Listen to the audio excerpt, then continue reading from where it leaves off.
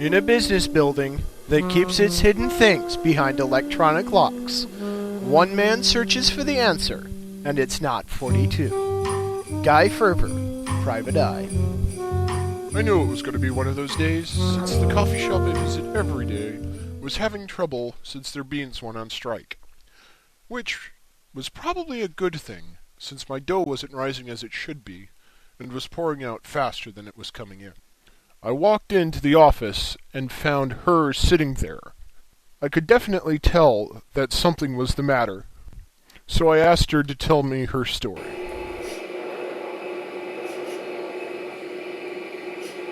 I don't know what happened. I just walked into the middle of the classroom and I saw him there, laying on the ground. I don't know.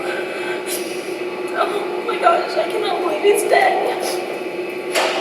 Please, I need your help. What could I say to a story like that, other than, I'll take the case. Besides which, the money wouldn't hurt. So I decided to check out the scene for myself. The name's Guy Ferber, Private Eye. Anybody seen a dead guy? How about you? You seen a dead guy? Not much of a talker.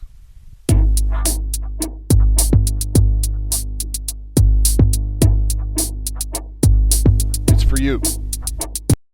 There you go, buddy. So, nobody knows anything about a dead guy? Nothing at all. Psst.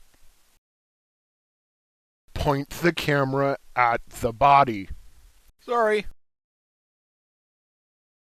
Okay. We do this the hard way.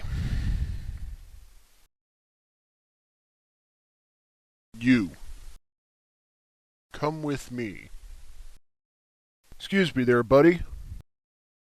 I want to talk to you. So my first interview was with this one girl who didn't seem to be all there, if you catch my drift. I asked her about what she'd seen, and she didn't appear to acknowledge that she was the one being spoken to. I asked her who else was in the room, and the answer she gave made me think that whatever she was taking, she should take half, and I told her so.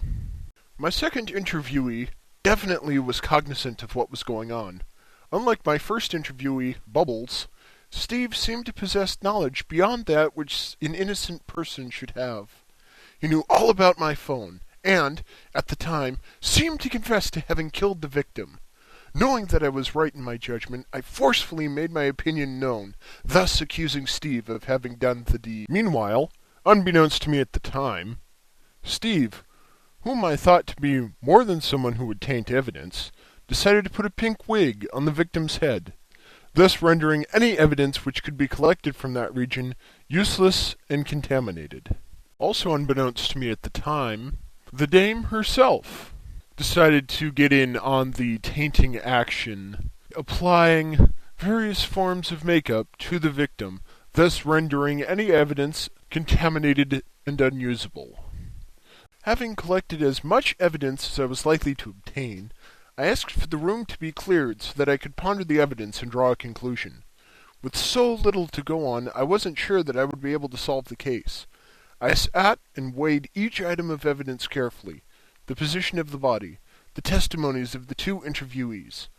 I finally came to the conclusion that I needed to autopsy the body right there to find the answer.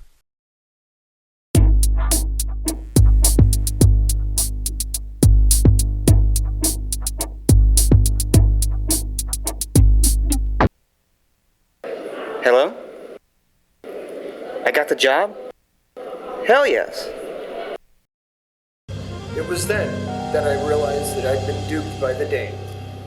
He was an actor, and she was his manager. Never trust a dame. In a business building that keeps its hidden things behind electronic locks, one man searches for the answer, and it's not 42. Guy Ferber, Private Eye.